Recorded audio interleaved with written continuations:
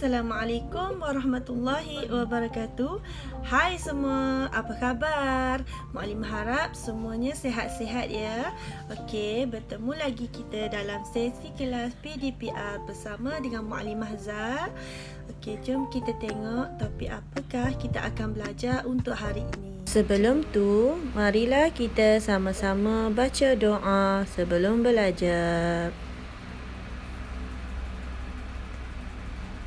Baiklah, hari ini kita akan belajar subjek ibadah, tajuk iaitu tajuk istinja daripada unit 3 pada muka surat 29. Okey, istinja adalah menghilangkan najis yang keluar dari kubul atau dubur dengan menggunakan alat istinja. Okey. Istinja boleh dilakukan dengan air mutlak sahaja dan benda yang keras, kering, kesat seperti kayu, batu dan kertas. Alat istinja mestilah suci dan bersih. Okey, untuk makluman anak-anak, hukum istinja adalah wajib. Okey, untuk bahasa senang faham, istinja ni ialah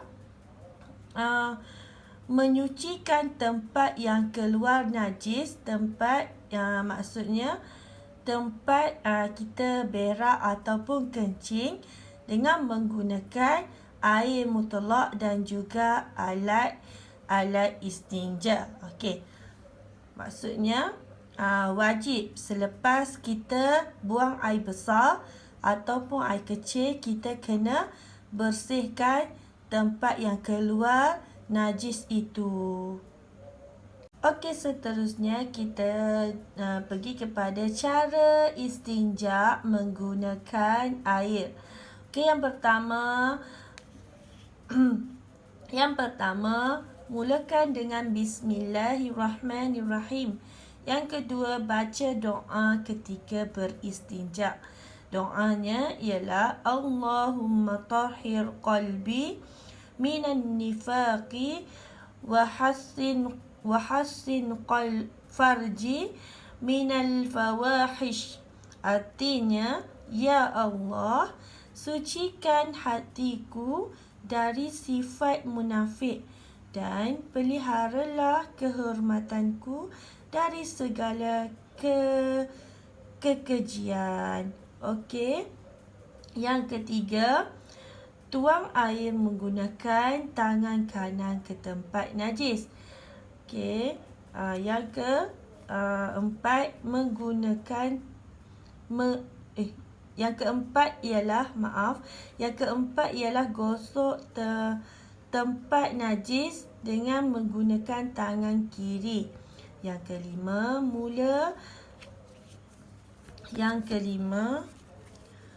mulakan di kubur dahulu supaya najis kubur tidak terpencit. Okey, maksud kubur dan dubur ni ialah kubur bermaksud tempat yang keluar air kencing. Kalau dubur tempat keluarnya tahi, maksudnya tempat kita berak. Boleh faham? Maksudnya di sini dia kata dimulakan dengan kita gosok kubur dahulu.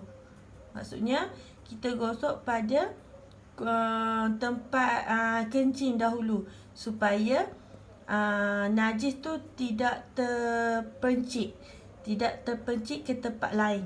Okey. Untuk info tambahan, ketika menggunakan air mutlak, pastikan cuci bersih hingga hilang rupa, rasa dan bau. Okey. Baiklah, seterusnya kita pergi kepada istinja selain air. Maksudnya cara istinja dengan selain air. Tadi kita belajar menggunakan air. Okey.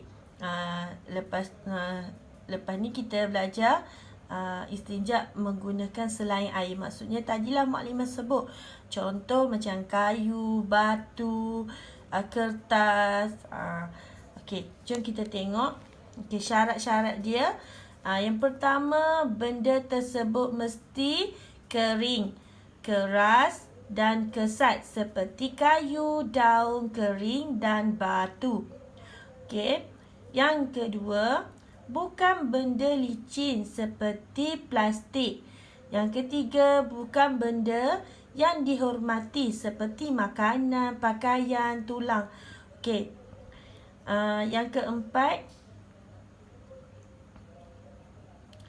keempat, bukan benda yang bertulis ayat Al-Quran dan hadis. Tak boleh ya.